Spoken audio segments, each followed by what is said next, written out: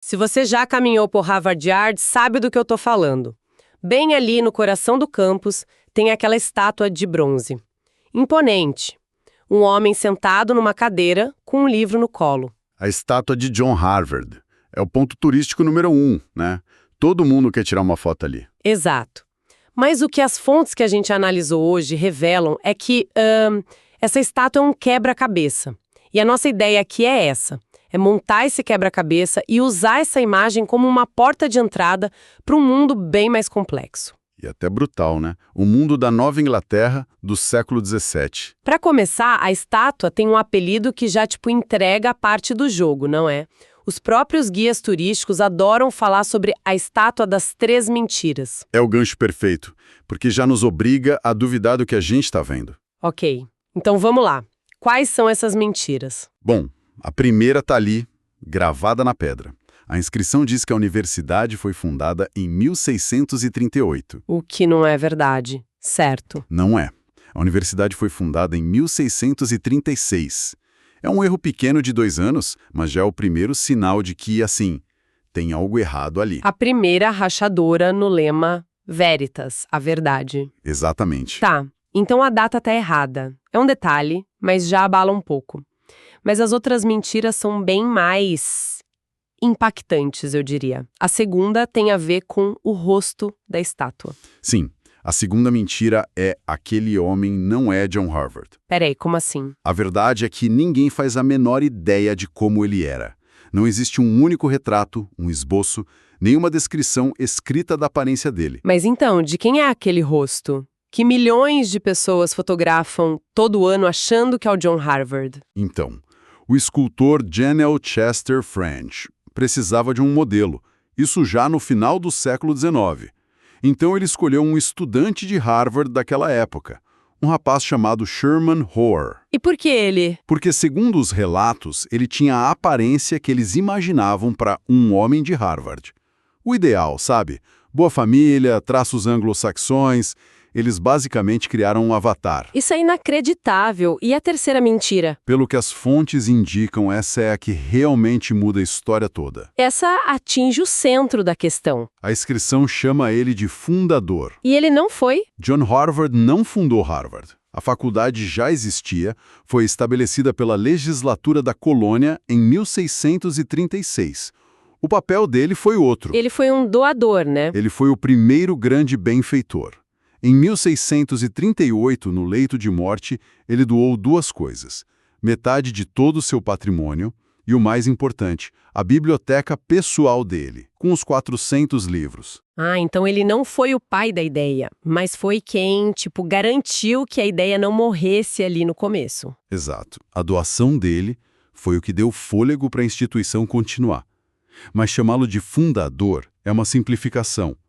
Uma ficção histórica para dar um rosto a uma origem mais complexa. E essa ficção pegou, né? É só ver o pé esquerdo da estátua, que é todo dourado, polido.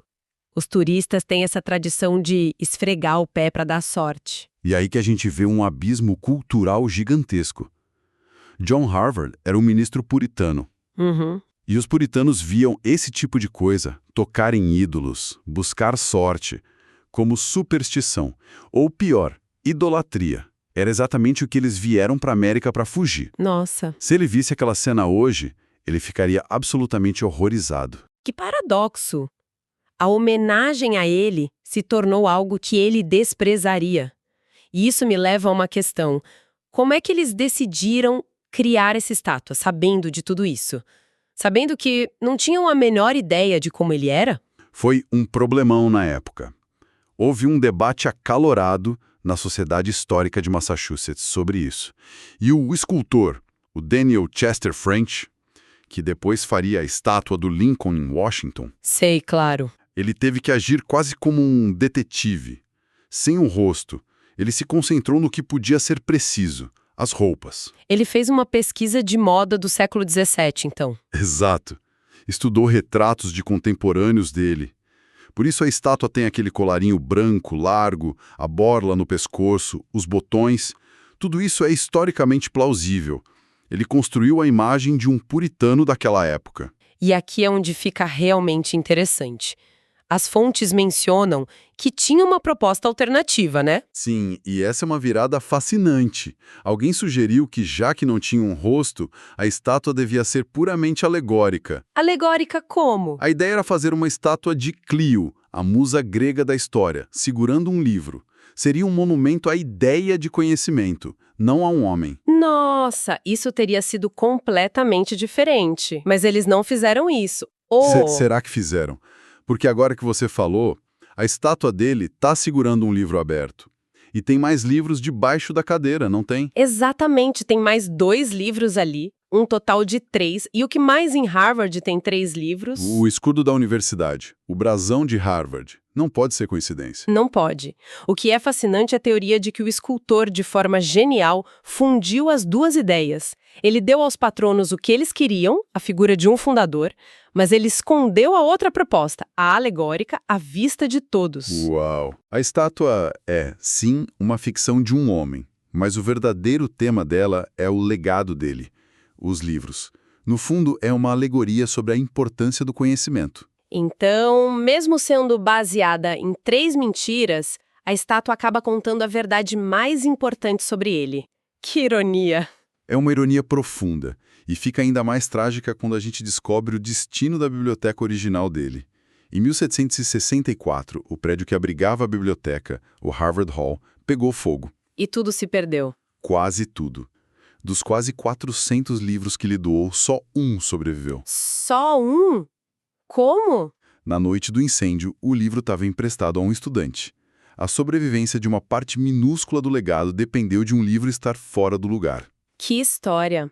E esses livros, eles eram a porta de entrada para a mentalidade da época? As fontes que a gente tem mencionam um livro em particular, que, nos dá um mapa de como um puritano viu o mundo. Sim, um livro de um teólogo chamado John Downey, The Christian Warfare, ou A Guerra Cristã.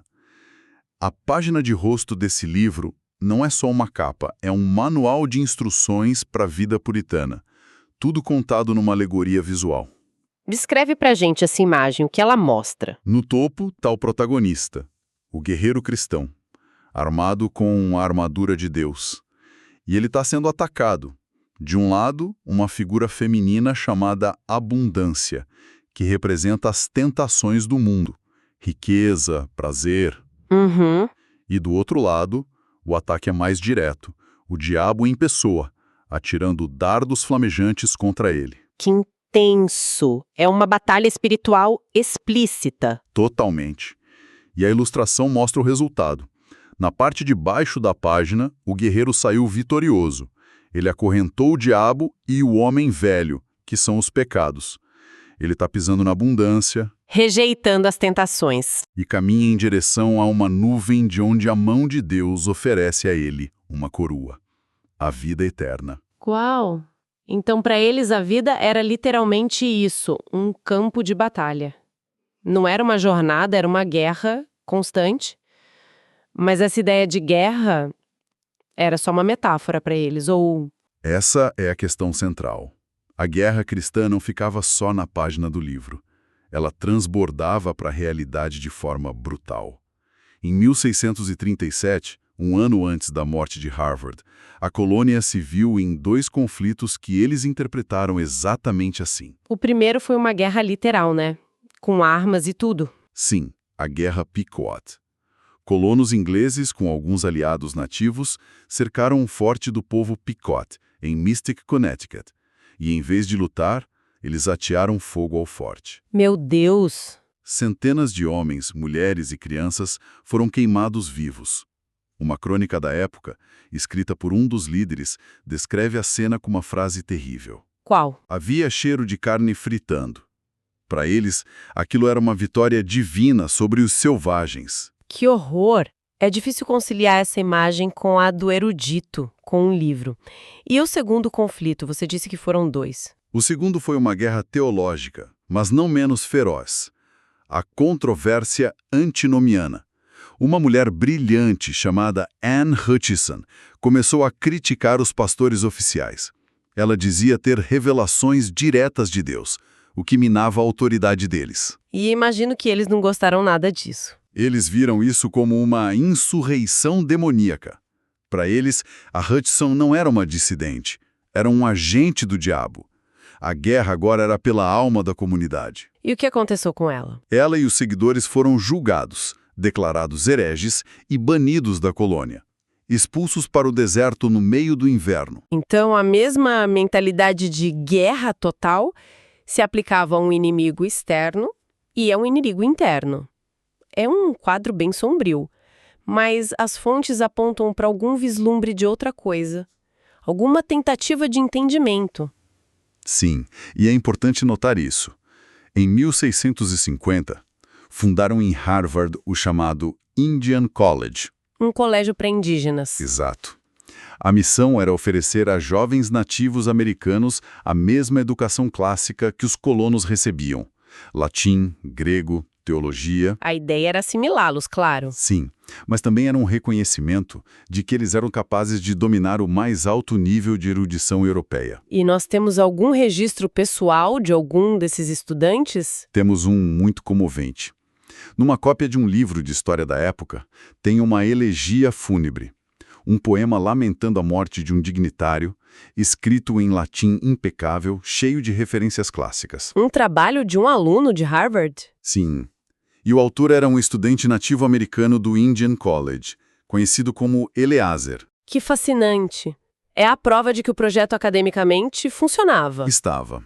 Mas a história dele, como a do próprio Indian College, é trágica. Ele contraiu varíola, uma das doenças europeias, e morreu em 1679, antes de se formar. Nossa. A elegia dele em latim sobrevive como um vislumbre de um caminho diferente, uma ponte cultural que foi construída, mas que acabou desmoronando. E com isso, o círculo meio que se fecha, né? A gente começou com uma estátua cheia de mentiras, mas que no fim se mostrou uma guia surpreendentemente honesta. Exato. Ela nos levou das imprecisões do bronze para a mentalidade de uma época, para a arte, a religião e a violência que moldaram tudo aquilo. Maiores. A verdade sobre o poder dos livros, a verdade sobre essa visão de mundo onde a vida era uma batalha constante entre Deus e o diabo. E a verdade sobre as consequências brutais e literais dessa visão de mundo. Exato. A estátua inventada se torna um monumento a um mundo dolorosamente real. E pensar que tudo começou com aquele debate. Deveríamos criar a imagem de uma pessoa, mesmo que inventada, ou um símbolo abstrato, como a musa da história. E essa escolha nos deixa com uma pergunta muito atual, né? Quando construímos monumentos hoje, o que é mais honesto ou mais útil? Criar a imagem idealizada de um indivíduo, que será sempre imperfeito, correndo o risco de criar outra mentira útil? Ou deveríamos focar em símbolos mais abstratos que representem os valores que a gente quer celebrar? Conhecimento, justiça, descoberta. A estátua das 3 mentiras não nos dá uma resposta, mas com certeza nos obriga a fazer a pergunta.